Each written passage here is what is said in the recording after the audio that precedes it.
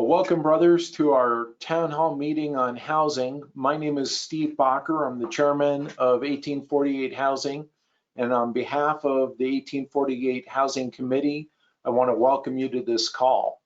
Also on the call are members of international headquarters staff, including Executive Director Rob Caudill and our Housing Committee liaison, Dio. And I'm not going to say his last name because I can't. Before we jump into our agenda, I just want to say first and foremost, thank you. We're all volunteers, and none of us expected to be volunteering in the middle of a pandemic.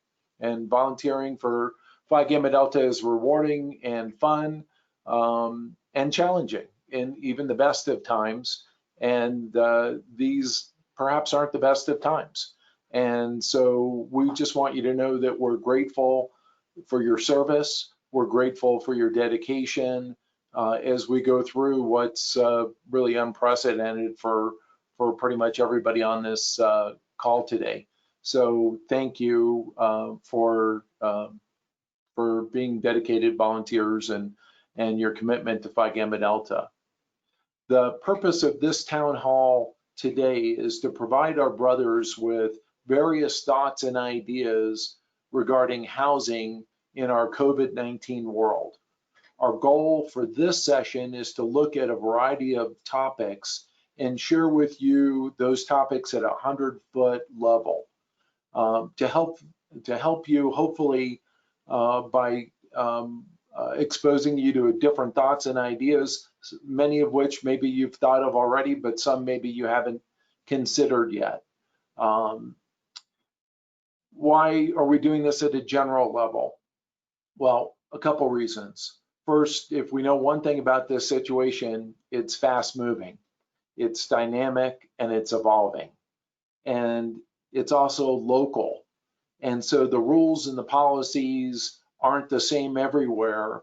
And then if we start to add in layers of requirements that our colleges and universities are overlaying on top of some of the other restrictions and rules and requirements from the government, you could understand that it wouldn't be practical in a group environment like this to address this any other way but general. Having said that, you've seen from some of the emails that we are planning follow-up sessions in the next couple days.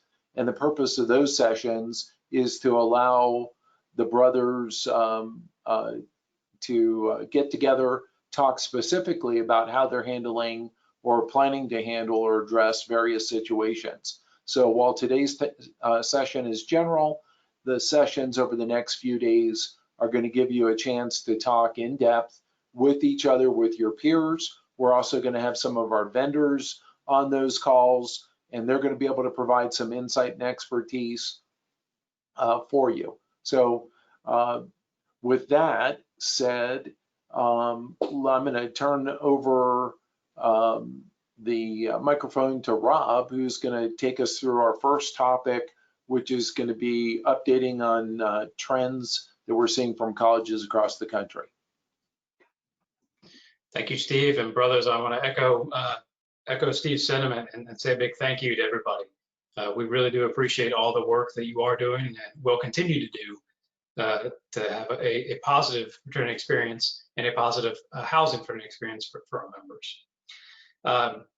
You know, Steve said a couple things that hit spot on, but at the same time, what we're seeing is kind of the opposite in some ways. Primarily, this is a fast-moving situation. Though at the same time, a lot of times we talk about, here's what we're seeing today, this can change significantly in the coming days. I feel like every time I give an update anymore on what our campuses are doing, there hasn't been a whole lot of change. And unfortunately, I think a month ago we were saying, well, by June we should know more, or in April, by May we should know more. And the reality is that there's some more that we know, but there's a lot that's still unknown out there. So I want to share with you just a little bit about what we are seeing and maybe the things to think about in a very broad and general way when our students return to campus this fall.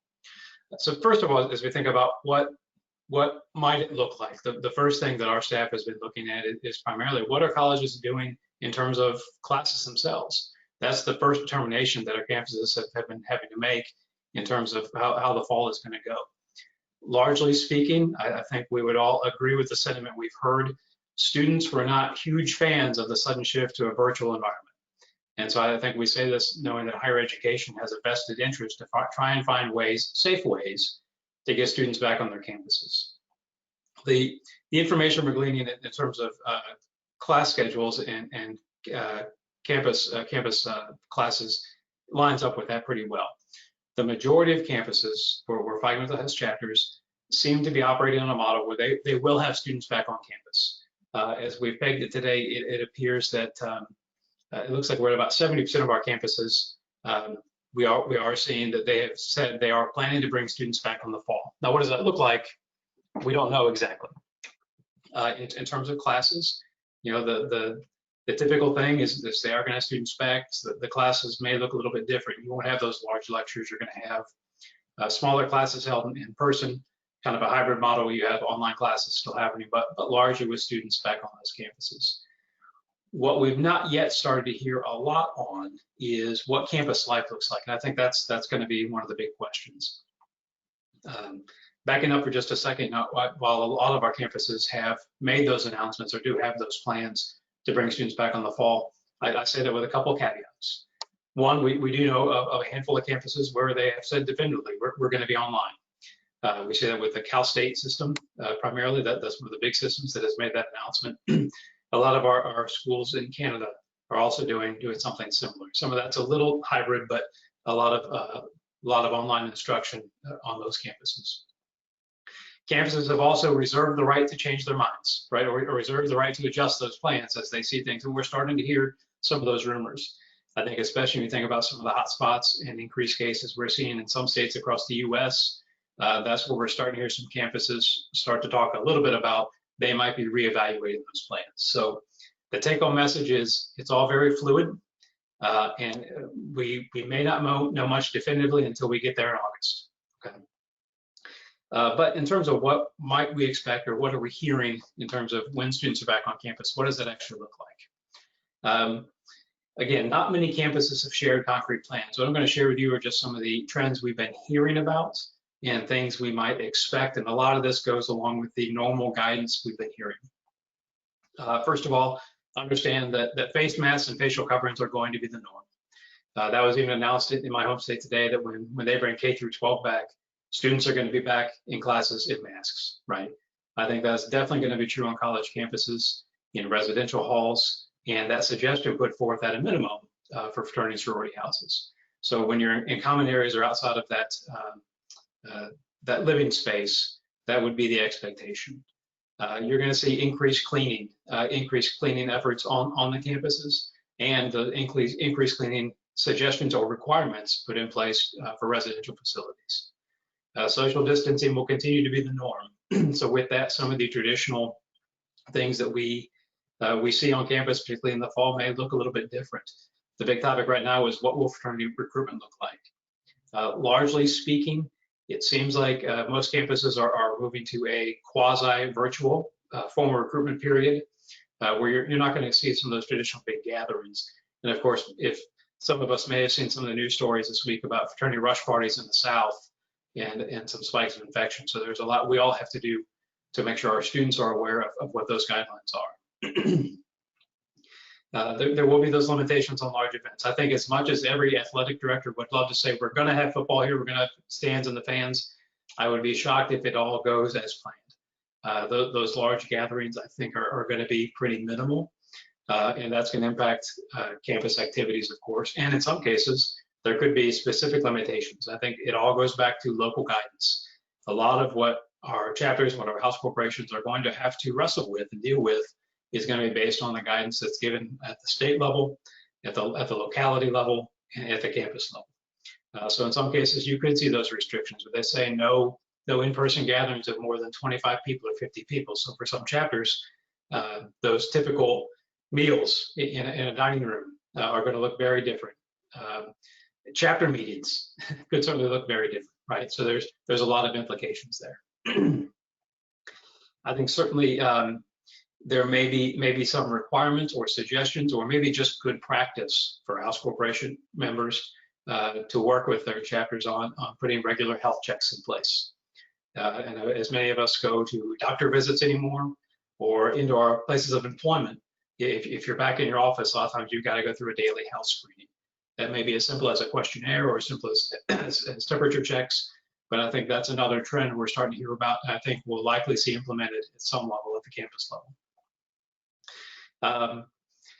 Something that I just want to hit on, it's something we've heard, right? I don't think it's something that's going to be widely adopted, but something we've heard, and this came from a recommendation put forth by the Association of College Health Personnel, or some acronym that's close to that, that essentially says a best practice is ultimately going to be to put in place a plan where you have single residents in a room, and preferably single residents to a bathroom. Now, they were speaking largely to dorm spaces, but as we speak about the student housing component, that was a recommendation that was put forth.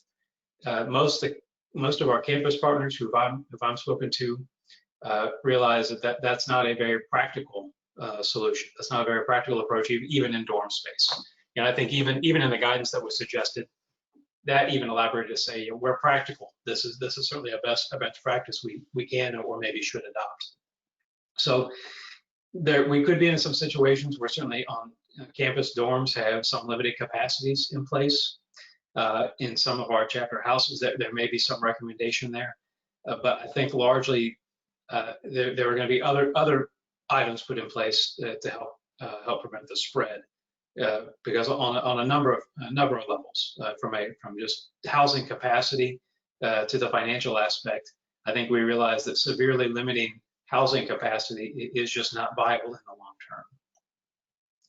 Don't be surprised if we see on campuses a lot of postings about proper hygiene and hand washing and social distancing, and possibly those requirements to post those same sort of things in your chapter houses. I think those would be pretty similar to what we experience as we're out and about today. Don't be surprised or consider maybe restrictions on visitors. The facility is closed to anyone but residents, for example. That might be something that is put in play. And certainly the biggest thing for House corporations to think about and work with our university partners on is what do we do? What is our plan in the case of a positive test? We have a resident, we have a student who tests positive. What's the plan? What we're seeing here from a lot of universities, the approach they seem to be taking is designating either entire dorms or floors of dorms as quarantine areas. So I think this is where we have an opportunity to really work with our campuses quite a bit to determine the best way to approach this as a campus community. Sometimes we think of ourselves as chapter house facilities or chapters that are very separate and operating with the university. But certainly in this case, I think it's working with the campus on that plan. It's probably not feasible or practical in a lot of cases for chapters to quarantine members in the facility. In fact, in a lot of ways, that's not recommended, right? But I think it's working with everybody locally to determine how we go about that. So that's on the campus level. Again, that's probably one of the big things where we see a lot more agreement on is they're not necessarily going to limit a capacity significantly, but they are going to designate some areas for students who have tested positive or have been exposed and need to quarantine. And from there, kind of making arrangements out of how to best help those students moving forward. So I think that the take-home message, brothers, is it's, as Steve alluded, it's all going to be local. There's some broad guidance. There's some broad guidance that we're going to be seeing that's going to mirror the guidance that we've been seeing societally. But in terms of the nitty-gritty of it and the requirements of it, it's all going to be local.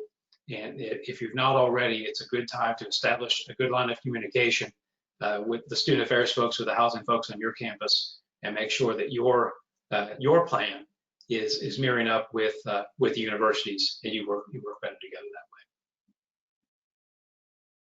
Great. Well, thanks, Rob. Appreciate that. Brothers, I think the part of the reason I asked Rob to do that presentation is that I think, sometimes you only know what you know. And so I think the value, hopefully, that you can take away from there is if you're where you are in the norm of responses from this. Some of you may be at campuses that have already announced that they're only allowing single occupancy. And you'll know that while that may be on the extreme right at the moment, that's not uncommon. It's not unheard of. And where, other schools are requiring other things. So that's really what we wanted you to take away from Rob's presentation, is to understand the continuum of what we're hearing from numerous sources, and know headquarters is studying this and watching it closely and logging the responses specifically of the where we have chapters and what they're doing. So thank you, Rob, for that. I appreciate that.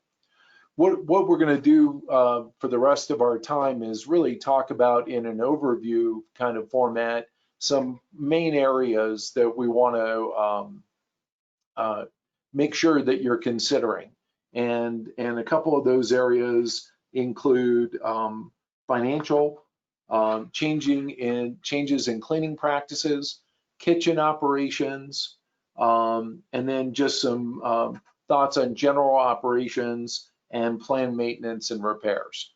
So what I'm going to do now is turn this over to Pete to talk about financial considerations. I think you have to.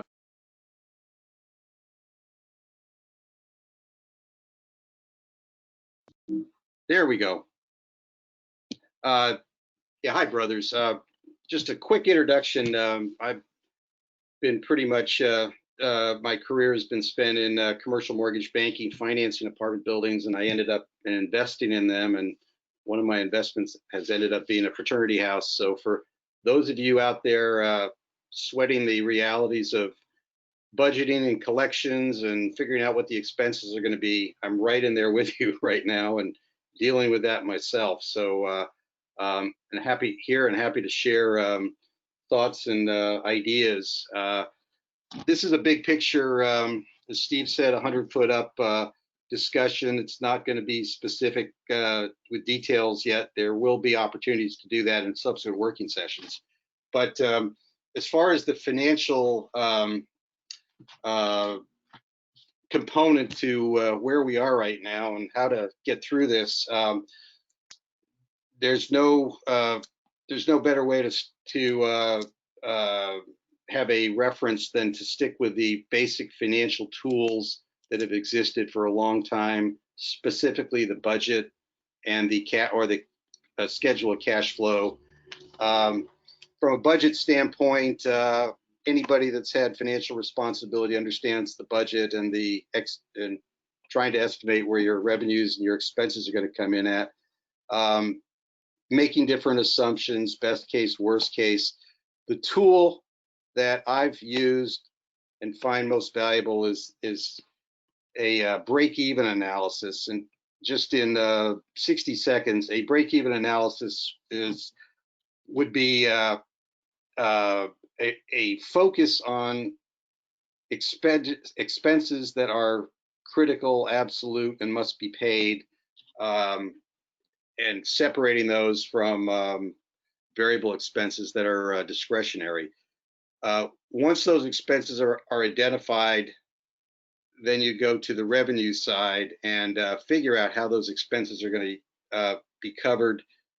Looking at what you, looking at the occupancy that you have that can generate revenue, number of rooms, number of units, number of beds, whatever the metric is, and then look at the reality of the demand, A, or B, what the maybe local school or code requirements are for occupancy, and that will determine just how many units you have to spread to collect your expenses from. That in turn will help identify exactly what kind of rent you can hope to get. So that's a break-even analysis in a very quick summary.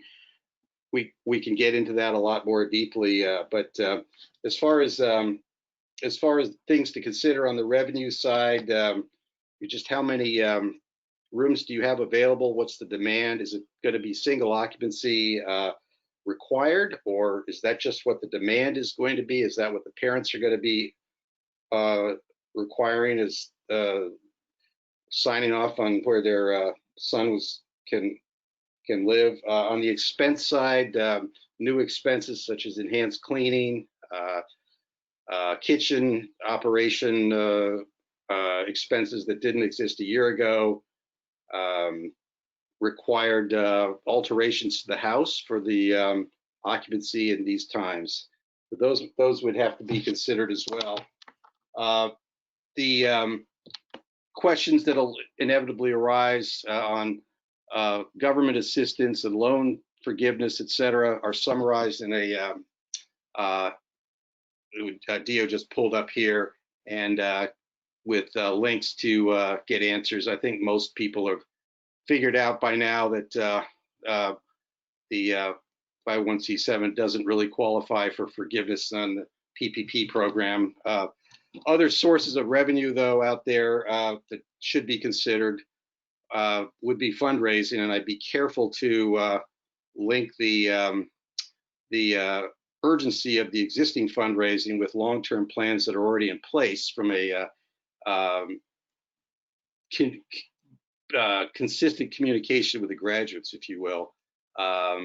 Too many times making a request seems to water down the overall willingness to give. Another area to consider on sources of revenue are possible school or university assistance, and that will vary by university to university. And then there's the debt side. If you don't already have a line of credit with your bank, I have to say good luck right now. It's not something that bankers are eager to offer. If you do have a line of credit and you haven't already drawn that down, I would recommend that you do that right away. Banks are going to be tougher and tougher on allowing the drawdown on loans. That's it in a nutshell in the time that I've been allowed here on the finance side. Jim Lee will be covering a budget and planning and contracting working session tomorrow at 7 p.m., which you should have gotten news on how to sign up for that. I'll be covering kitchen operations on July 1st, also at 7 p.m. Eastern time. We can get into that, more of that later on. So that's all I've got to say right now on the finance side. Great, thanks, Pete. Appreciate that. Brothers, I'm guessing that you have either gotten leases already from Brothers for fall, or you have commitments. I think the one piece that I would just add in here is great communication. Continuing to have regular communication with those men, keeping in touch with them and their intention to return, because again of the dynamic situation, potential for spikes and outbreaks. We know from some of the higher education resources that there's going to be some last minute cancellations. People are going to get nervous about sending their sons and daughters out of state in the midst of a flu season, a fall flu season kind of scenario. And so we're going to need some flexibility, even though we may think we understand what our revenue situation is based on leases that we have on file. That's obviously still going to potentially be fluid. So, brothers, the next topic that we want to bring to you is to talk about claiming. And I believe John is going to be covering that topic for us. Thanks, John. Yeah, I finally got connected. Good evening, brothers. I'm going to give you an overview of cleaning and sanitization. I have a webinar scheduled, town hall, a week from today, 7 o'clock. So you'll get more details there. But at a high level, if you haven't already, you need to develop a plan for cleaning because it's going to increase for the fall. And what the plan includes is cleaning and sanitation services or you plan to offer. You're going to need to develop a bunch of processes to execute your plan, and obviously you're going to need to budget for those increased costs. There are a lot of resources available for you to help with this. Certainly start with the CDC guidelines. We're available for you. State and local health officials. If you haven't already, you want to talk with the university and find out what their requirements are of you. Many universities haven't figured that out yet, but the sooner you talk to them, the better off you're going to be. Our insurance carrier, Holmes Murphy, has some good information on their website about what you need to do for cleanliness and risk management relative to cleanliness. And also our partners at the Fraternal Law Partners have had a webinar yesterday where they had some good advice. As well, you might want to seek local legal counsel to make sure that you have all the bases covered. As you think about cleaning and sanitizing, the first thing you want to think about as you think about your house is consider minimizing or eliminating touch points. So anywhere where you can use key fobs or soap dispensers that are touchless, or getting rid of like cups with pens in them, or spare cups, or anything that's loose that people could grab and use, you want to kind of eliminate those things. As well, I'm hearing that some universities may be requiring fraternity and sorority houses to provide logical pathways through their house where there's one entrance and several exits. And so you might want to think about your facility and how you may accommodate that. As a part of that, you might want to consider developing signage. And signage can actually go a long way, not only directing people through the house, but you may be required to document how many people can occupy a specific room. You could put hand washing reminders in the bathrooms and other locations in the house. And you may also be required to have a temperature and registration sign up in the front of your house. So there's probably some signage that could be beneficial as a part of this process. For each of your vendors, you're going to need to reach out to them and set expectations relative to how they need to arrive and work at your facility with the right protection. As well, you need to set the expectation with the brothers and their parents living inside the house, and also those brothers who are not living in the house and will be visiting. You'll probably want to set a minimum of PPP that you expect the brothers to come with in terms of masks and sanitizers, and set expectations around what requirements you have of them to clean their personal spaces. I'm assuming in almost all cases we won't be expecting brothers to clean general areas, but that's probably going to vary by location. If you lease from the university, you certainly want to reach out to them and understand what they plan to do relative to cleaning and sanitization, and what their expectations are of you. If you provide food service, if it's a service that you provide yourself and you have your own cook, you want to make sure that that cook is following the local food safety guidelines, that they have the right PPE equipment, and that they're doing the proper sanitization before and after they clean. If you use a service like Upper Crust, sorry for the dogs, you'll certainly want to work with them and understand what services they provide. And sorry about that. Can you hear me? What services they provide and what they need of you so that you can help them be successful in the delivery of food service. As well, speaking of food, you're probably going to want to think about your dining area and how you can distance brothers so that they can be a safe distance while they're eating, if they're allowed to even use the dining facility at all.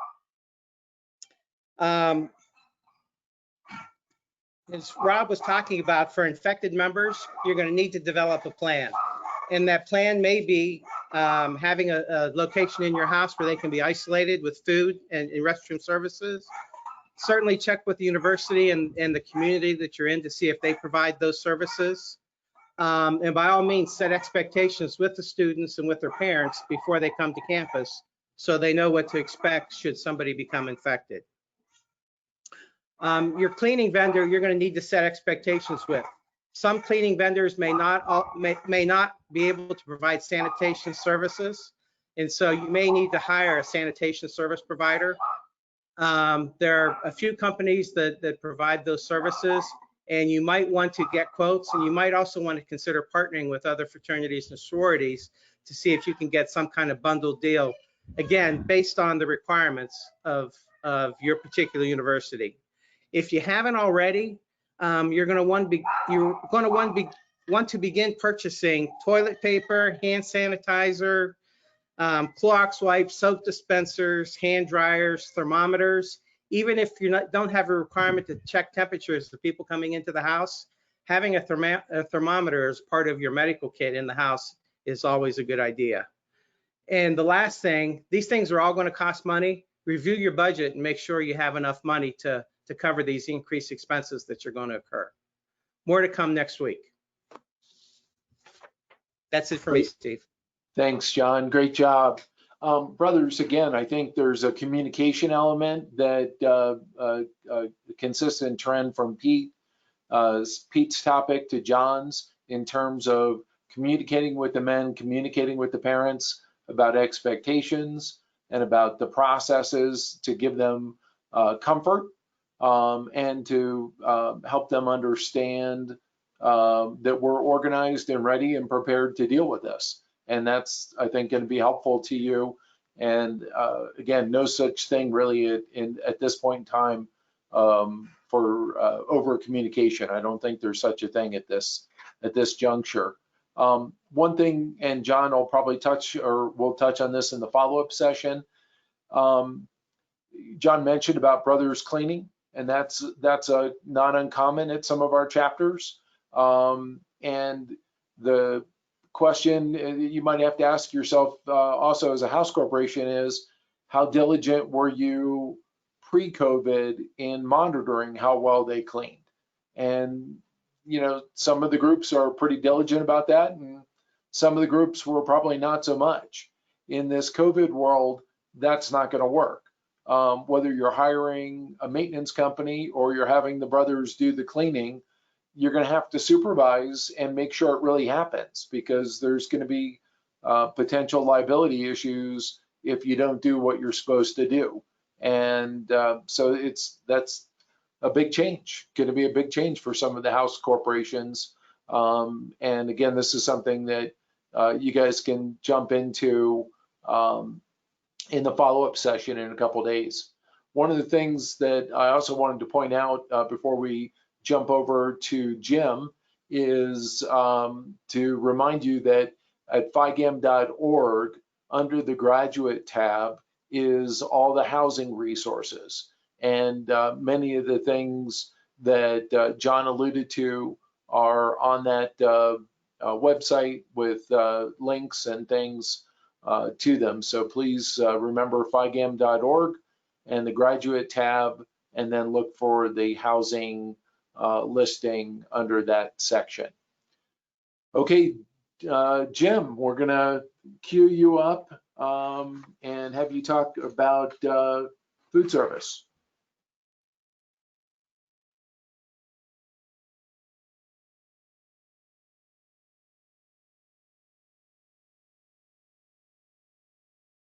We may have lost Jim. Dio, does his status look like we lost his connection? Sadly so. Okay. All right. Well, pinching in, if we get Jim back, we'll let him come back. But basically, you know, I think some of the categories are things that we want you thinking about in terms of food service is in part managing the kitchen. And are you ready to take on the changes that are going to come from the COVID situation? Again, I think our house corporations run the gamut. Some of you have excellent chefs that are highly professional and require little oversight and management from the house corporation.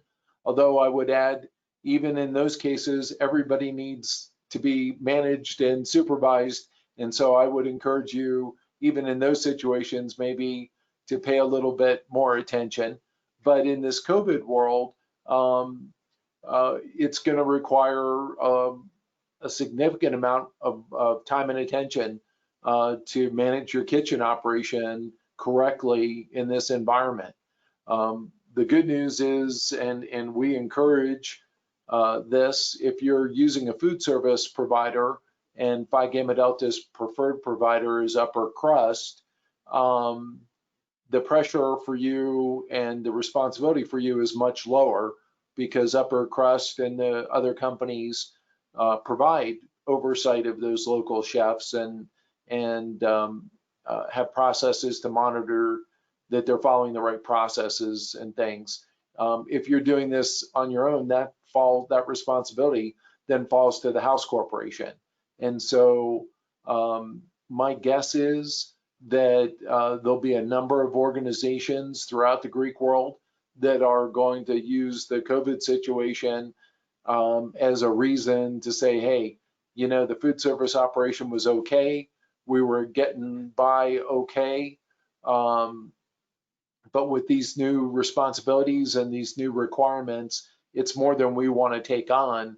And so if you're thinking that you might be in that situation, our encouragement is for you to act pretty much immediately, because my guess is from our talking to various partners, both in the cleaning world and in the food service world, they expect to get bombarded and have been bombarded already with new accounts and chapters and house corporations asking to be taken on because they're coming to realize that trying to manage this themselves isn't something that they have the bandwidth to do. So that would be an area that we definitely would encourage you, if you're even thinking that way, to start that conversation process. Another interesting thing in food service that I'm sure you're probably already considering is what's the minimum requirement to in terms of membership or participation to make your food service program viable. You know, 30 is a number that we commonly hear from different sources as a viable to have a viable food program. If your attendance or your participation at your chapter all of a sudden is restricted due to single occupancy, what might that do to your food program? And of course, there's options for you to consider requiring non-resident members to participate in at least a few of 5 or 7 meal kind of plans, so you can get the numbers up. But that certainly is something that you're going to need to be thinking about, what the minimums are based on your current budget and your board cost, and what happens if that number gets shifted at the last minute. So that would be something we want you to think about. Rob, while I'm thinking about it, if I can maybe ask you to buzz in for a second,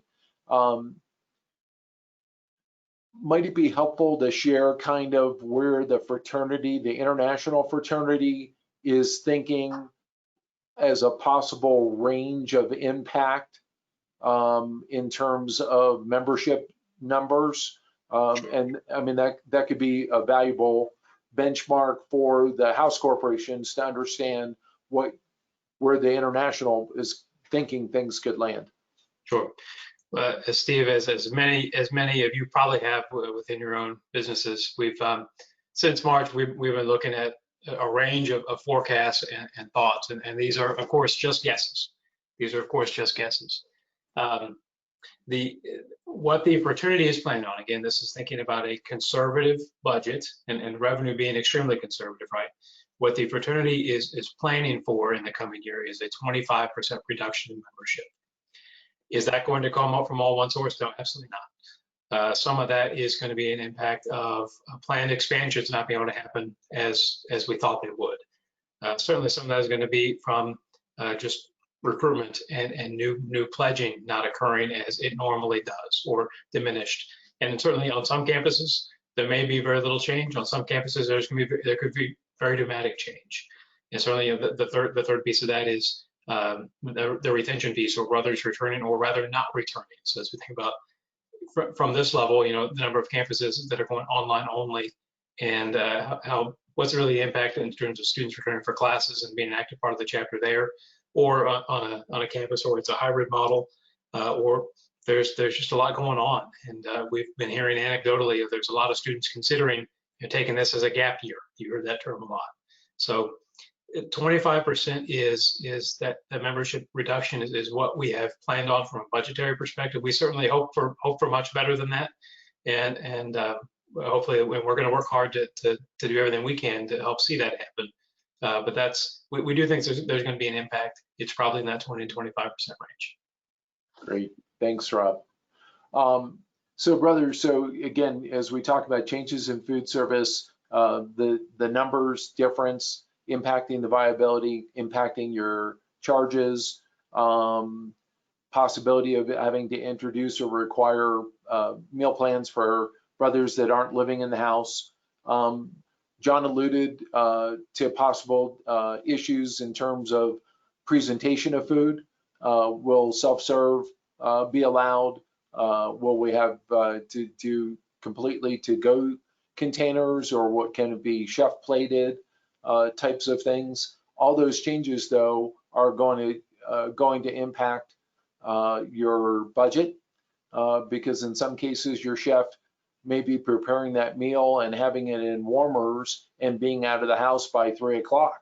And so he's not normally there at 4 or 5 or 6 to plate food, which means potentially additional labor costs, or adding hashers, or somebody to take responsibility for plating the food. So, and if it's not that, then it's the additional cost of the to-go containers and disposable silverware and possible other things that could be required. So those are just a number of the issues that we see coming with food service, and of course the cleaning requirements that go with it. And again, a new awareness. If you didn't do this, I challenge you to take a look at our last newsletter, and there's a link there that we did with Upper Crust, and it's 30 questions about running your kitchen. And I would tell you, in my years of house corporation responsibilities, I don't think I would have gotten a D on that. I mean, I don't know off the top of my head what the right refrigerated temperature for cold food on the serving line is. And I probably couldn't have told you what the proper freezer temperature is for storing food long term.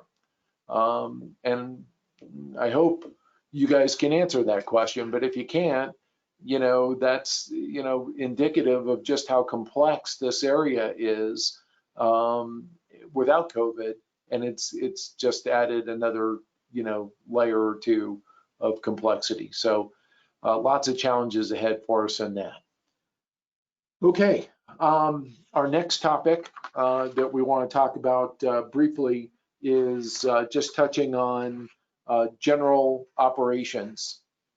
And really what we wanted to just raise there is, again, for you to be thinking about how does changes and possible changes in our numbers impact our general operations in terms of day-to-day maintenance, in terms of operation of the house, yard care, maintenance, regular maintenance, preventative maintenance, our safety systems, lower numbers, lower revenue.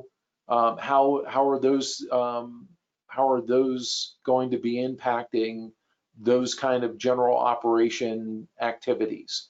And of course, we want to encourage you to try to maintain as high a level of operations as you can, budget permitting. Pete used the the example for break-even analysis of looking at essential operations. Is cleaning the carpet mid-year essential? Well, it depends how bad they've messed it up, but probably not essential, but probably important, right? Because frequent cleaning of the carpet extends the life of the carpet, and it impacts the appeal of living in the house. And so we know that there's a financial reality that we're all going to be facing with this situation. But we want to encourage you to try to maintain as high of a level of operations as you can, and recognize that compromises probably are going to have to be made in some situations. But we certainly want to circle back to safety and encourage you not to compromise in areas that involve safety. And then planned maintenance and repairs. Every house hopefully has a list and a schedule of repairs that they're anticipating doing. Some of those lists are longer for some of our house corporations than others. Again, the pandemic's going to be a disruption probably to some of those decisions that you're going to make in regard to what you need to do. But we again encourage you to remember that the appeal of the house is when it's in good repair and it's in good condition.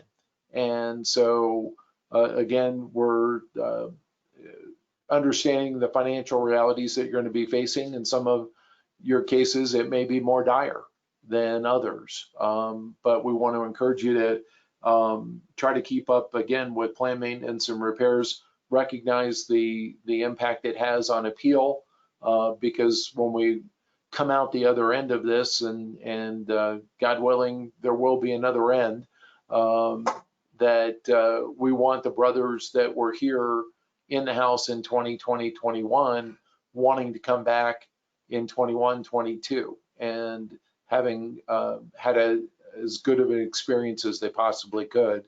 And so how you care for the house and how much you're able to keep up with it is going to matter on their decisions for 21, 22 fiscal year. And the other reality is, we've talked about in other sessions, is the better we keep up the house, the better the tendency the brothers will have to take care of the house. If we let things slip, the tendency can be, there's already 3 holes in the wall, what's one more hole? Or this was already sort of broken and now it's very broken. And so the better we know that human nature, if nothing else, is when things are well maintained and kept nice, that people tend to treat it with more respect and will continue that trend of keeping it nice. So those are just some general quick thoughts on general operations and planned maintenance and repairs that we wanted to share with you at this point. So thanks, Dio, you're a little slow, but that's okay. Next slide. The last thing that we wanted to just talk to you about in brief, and we'll be sharing some of this with you electronically via email, but we all, I think, can agree that safety needs to be one of our primary concerns, and we can't lose sight of good basic safety practices, even with COVID, because the consequences of letting our guard down in regards to safety areas can be much more impactful, devastating than COVID possibly or will likely be for our house corporations. So we're going to be emphasizing a lot of the safety recommendations that our various vendors and experts are encouraging And in this coming year, we want to just talk to you real briefly about a couple of those things that we want you to focus on. And the good news is these are pretty much low cost or no cost areas. One of the things that you know that your fire departments, when they do your inspections of your house, they ask you not to have permanent use of extension cords. And probably we all know that what that probably means is that in some cases, somebody says, hey, the fire department's coming on Thursday for their inspection. Make sure you got your extension cords gone. And then they come back. And so we want to encourage you in this coming year that we're more diligent about guiding our chapters and reminding them that permanent use of extension cords is a safety issue and it shouldn't be tolerated. Another thing that we'd like to encourage you to think about is providing surge protectors. We know that most of our chapter houses weren't built with electrical systems that anticipated 2020 needs of college students with phones and gaming devices and TVs and chargers and all the other electronic things that students today have. Our houses, generally weren't, built with that in mind. Nobody envisioned that 20, 30, 50 years ago. And so many of our providers are recommending surge protectors. These aren't expensive, and providing those to each brother or each room and encouraging the use can help overloading electrical circuits and potentially averting a major problem. Being focused on a fire drill is another area. Probably most of your campuses require a fire drill, but ensuring that you do that early in the semester and really executing on that well and making sure the brothers take that seriously is another just a easy, no cost thing that we can do that can really add some protection and identify some weaknesses or issues in our houses before there's an actual emergency. So that's another area. The last two areas that I'm going to just touch on briefly are one of the biggest insurance claim areas as reported by both the leading carriers in the Greek world, and that is falls from roofs. If you kind of shake your head and say, yeah, really? Okay. But yeah, it's a huge loss area. And so we want to encourage you to make sure that roof access at your properties are secured. And if you're not allowed to secure them by local fire code, then they should be alarmed so that if somebody accesses that, there's an alarm that sounds. And similarly, we want to encourage you to do the same for any doors or windows that are used for fire escape access. Again, there are claims paid out every year for falls from fire escapes. And brothers are loving that because it's a way to sneak out of the house or sneak into the house, whatever the case may be. And we need to be responsible to make sure that we're limiting those access points to fire escapes. Those are emergency use only, and they're just a huge liability that's waiting for us. So those are just 4, 5, 6 areas that we'll be sharing further information on, but I want to encourage you to be thinking about those and seeing if you can't we'd certainly love for you to consider taking action on those things for this fall and take some steps to improve our safety at our properties. Okay. If there are questions or comments that anybody wants to make, we probably can have you type in your message area, and Dio, you can alert us if there's something that you're dying to ask or share at this point. There's the screen that tells you how to do that. If nothing else, those questions will help our organizers for the follow-up sessions to know some of the things that are on your mind, and we can make sure that we're covering those in our follow-up session.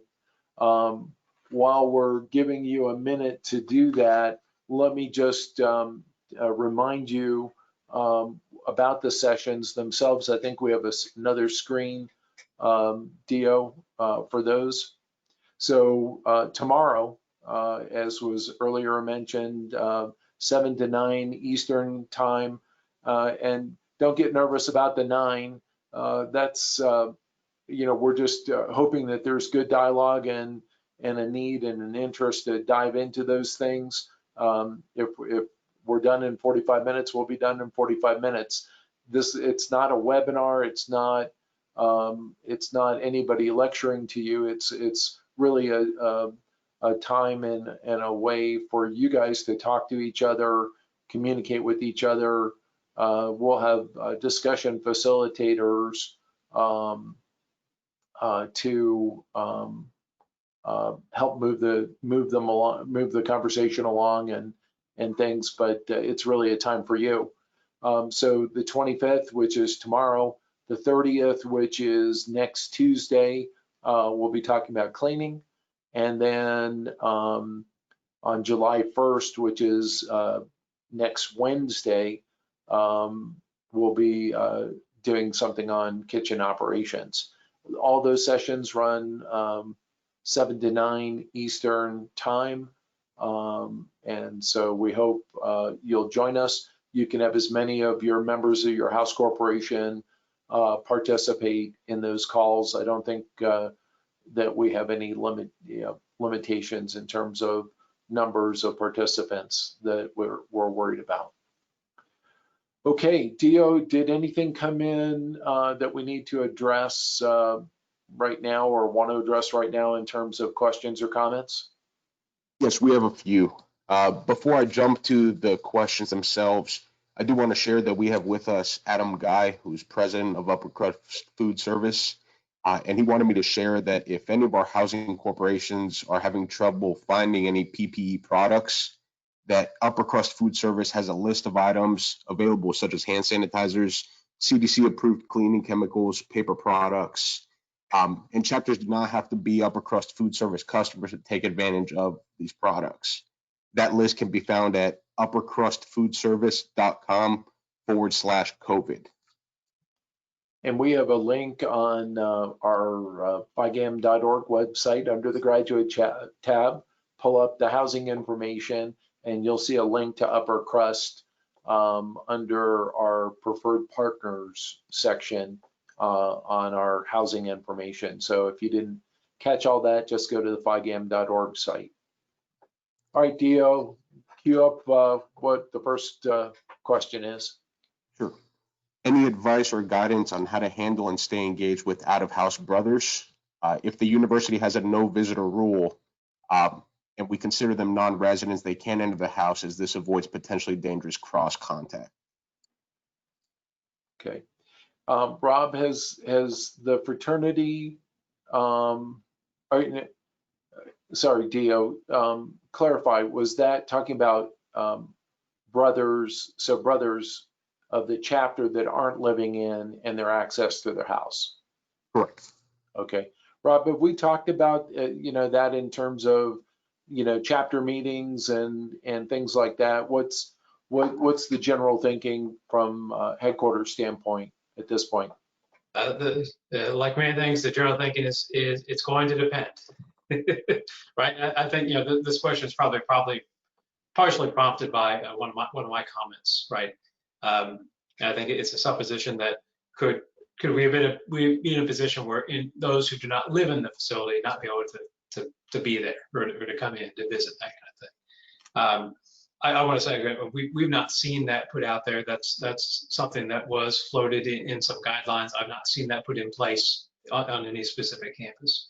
I think in the event that did, or the event that there's a limitation in terms of number of people at a gathering, that which could limit that, I think certainly there is guidance we're working on. Just for background of everyone's benefit here, our chapter support team, which is almost half of our staff, by the way, is working to develop scenarios under a bunch of different models based on how the campuses are going to be structured and different cohorts is kind of how we're organizing those. So we're going to be providing chapters and graduates with a lot more detail around this. I think generally speaking, yeah, in some cases, even if students are back on campuses, chapters may still need to meet virtually, for example, or chapters may need to try and remain engaged with one another more in that virtual setting, or in smaller groups, right? So all those things would need to be fleshed out. Of course, with that sometimes comes, sometimes our chapters have some of those traditional parlor fees, out of house fees, that sort of thing. It's going to have to be a working of the numbers to see how that goes, right?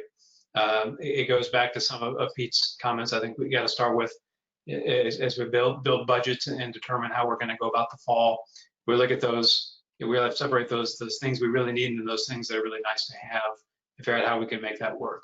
So in some cases, I think there is a general take here that says, the chapter house, the full expense of the chapter house should certainly not only be borne by those who live in it, but certainly understand what the sentiment here is.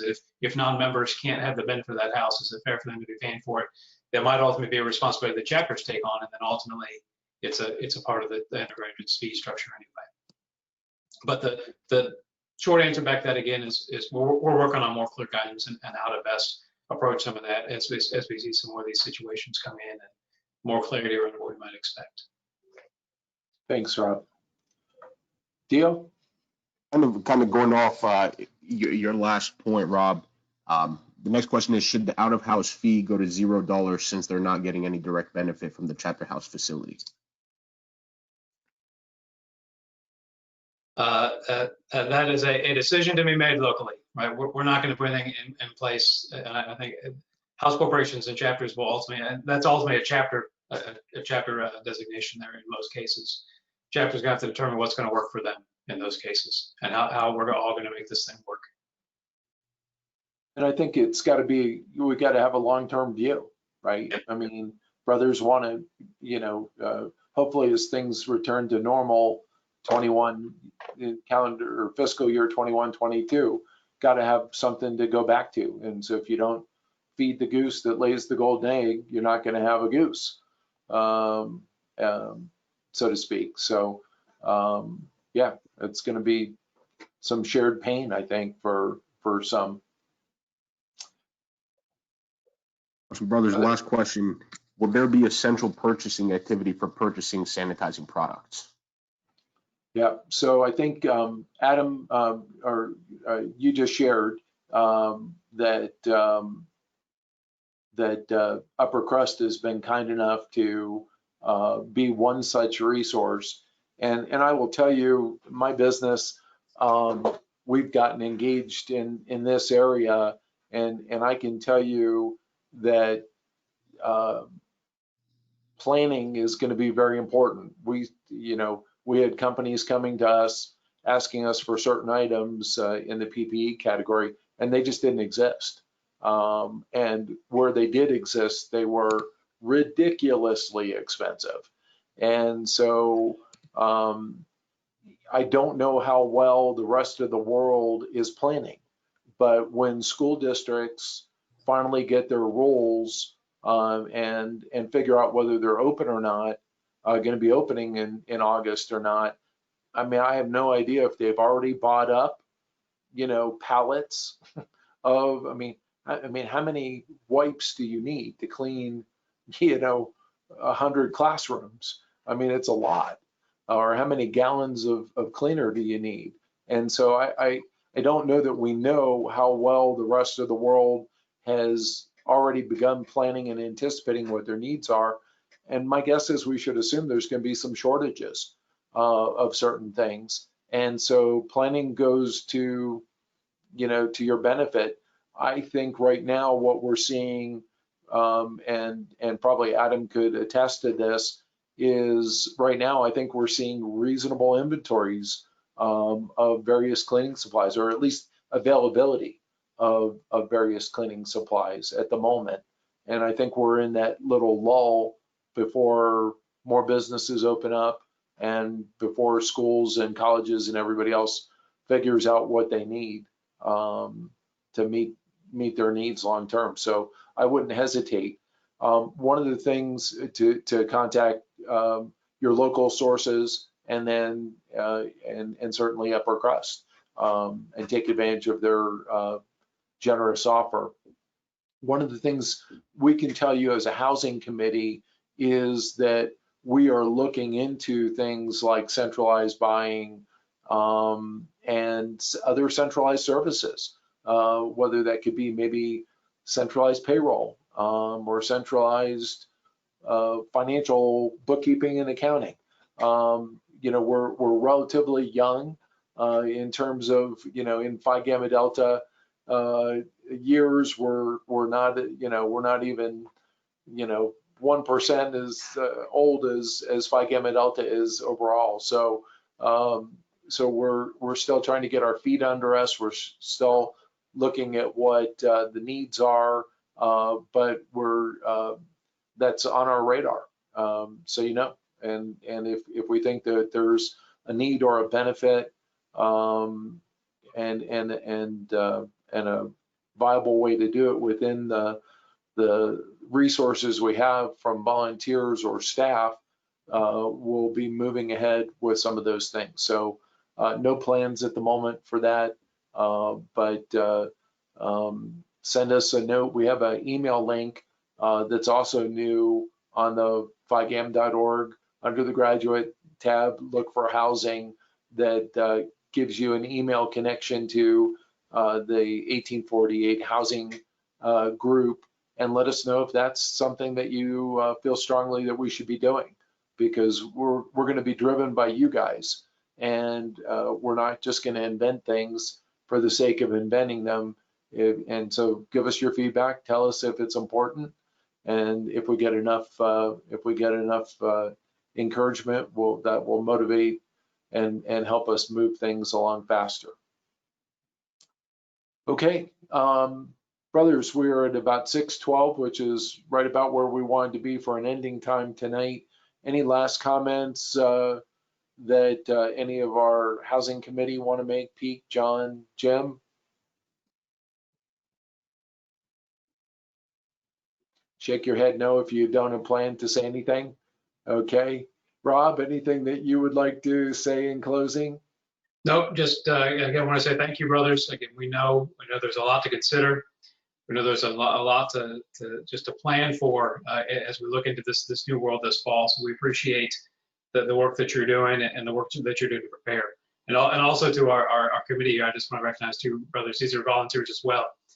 So thank you, brothers, for the work you've been doing. This group has been doing a lot of work these last several weeks, especially as we've been getting some more clear guidance and understanding of how we might need to approach this fall. So we really do appreciate it. Well, great. Well, thanks, Rob. And brothers, thank you again for your service. We always want to give a shout out to Dio, because, he's our unsung hero that keeps us organized and makes these webinars possible. So thank you, Dio, for doing this. And brothers, I really hope that you'll join us on these next sessions over these next week, and help us spread the word. Email your fellow volunteers on the board. We'd love to have these be full with lots of participation and interaction. So thank you, and thank you for your time tonight. Good night. Thank you.